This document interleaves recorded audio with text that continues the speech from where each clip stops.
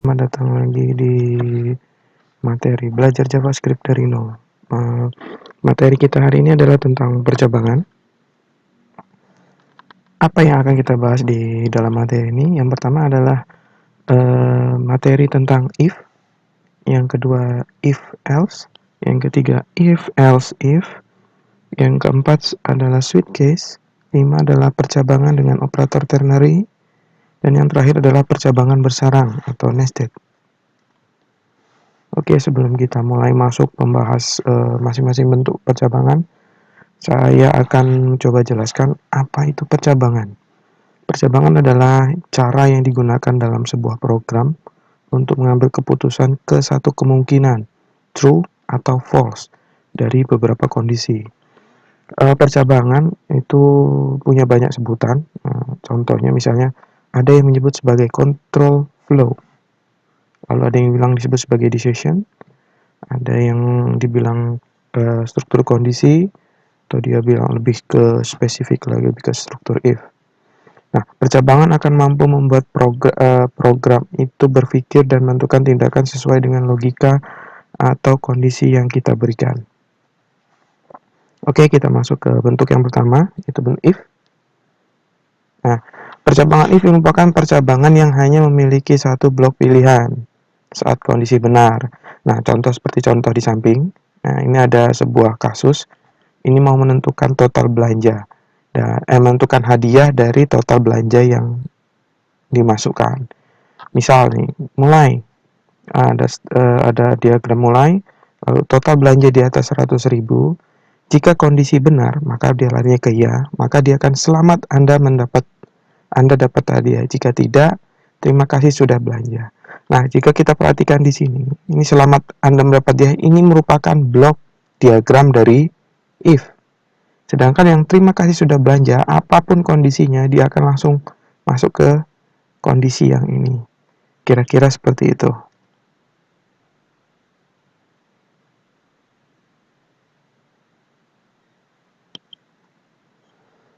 Nah, ini adalah contoh dari penggunaan percabangan if. Bisa dilihat.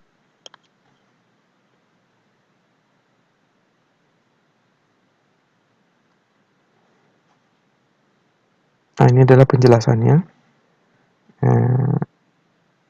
Pada bagian ini misalnya ada blok if total belanja lebih dari 100.000 baru dokumen right. Selamat Anda dapat hadiah, itu disebut namanya blok. Nah, kalau blok di JavaScript diapit oleh tanda kurung kurawal. Apabila di blok kondisi itu hanya untuk satu baris, kita bisa tidak usah menggunakan tanda kurung kurawal juga boleh. Jadi tanda kurung kurawal itu untuk menuliskan yang lebih dari satu baris, sedangkan untuk yang cuma hanya satu baris boleh tidak menggunakan kurung kurawal. Oke, kita masuk bentuk yang kedua, if else.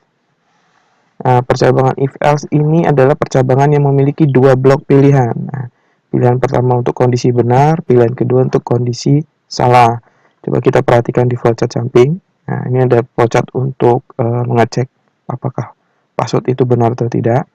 Nah, di situ kita mulai kondisi, terus dia masuk ke decision.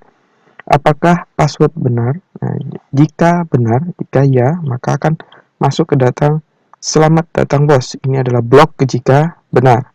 Apabila password salah, maka dia akan masuk ke blok yang merah ini. Password salah. Nah, coba lagi. Nah, sedangkan yang terima kasih sudah menggunakan aplikasi kami, ini tidak termasuk dalam blok if. Jadi yang termasuk blok if ini adalah yang besar ini. Yang ini adalah setelah selanjutnya dari blok if. Apapun hasilnya di sini akan masuk ke blok yang ini. Terima kasih sudah menggunakan aplikasi kami.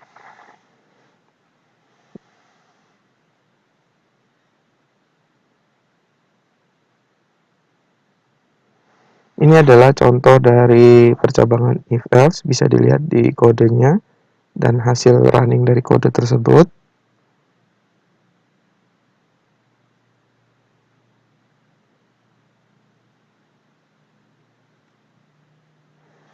Lalu selanjutnya kita ke bentuk if else if. If else if ini merupakan percabangan yang memiliki lebih dari 2 blok pilihan. Jika perhatikan kita gambar di samping, di sini kita bisa menambahkan 2 atau lebih ya. Ini yang pertama, ini kondisi yang pertama. Ini blok pertama, nilai 90 grade A. Jika tidak, masuk ke blok yang kedua, nilai 80. Ini blok yang ketiga. Nah, sedangkan yang F ini adalah blok jika kondisi yang blok-blok lain itu tidak terpenuhi, maka otomatis akan langsung ke sini. Sedangkan untuk tampilan grid ini adalah hasil apapun yang terjadi setelah blok besar dari if else if ini, baik itu yang true atau false, maka dia akan lari langsung, hasilnya akan di sini. Tampilkan grid, lalu selesai. Nah, ini adalah contoh dari penggunaan if else if. Silakan diperhatikan.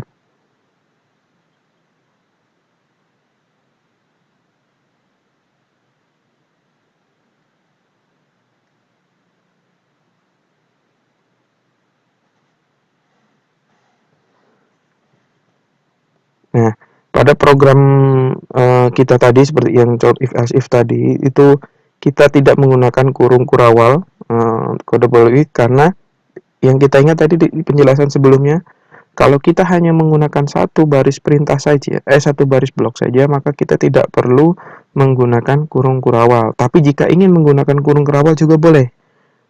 Istilahnya itu, istilah saya itu biar aman lah. Takut nanti pas ketika running tidak menyebabkan debug. Nah, bisa dilihat ininya di samping. Oke, kita lanjut ke bentuk selanjutnya, ada switch case. Switch case ini adalah bentuk lain dari percabangan if else if. Nah, berarti kalau kita sandingkan if else if, itu ada bentuk lainnya yaitu switch case. Nah, strukturnya seperti di gambar di samping. Ada switch variable case case case. Nah, yang terakhir adalah default. Kalau tadi kita di if else if, terakhir itu adalah kondisi kalau di mana tidak terpenuhi. Nah, kalau di switch case, default adalah kondisi kalau case-case yang di atasnya tidak ada yang cocok. Nah, ini kita dapat membuat blok kode case sebanyak yang diinginkan. Pada value kita isi dengan nilai yang akan nanti kita bandingkan dengan variabel. Lalu setiap case harus diisi dengan break. Nah, khusus untuk default tidak perlu di break karena dia terletak bagian akhir. Pemberian break bertujuan agar program terhenti ngecek case berikutnya saat sebuah case terpenuhi. Ini adalah contoh untuk percabangan switch case. Silahkan diperhatikan.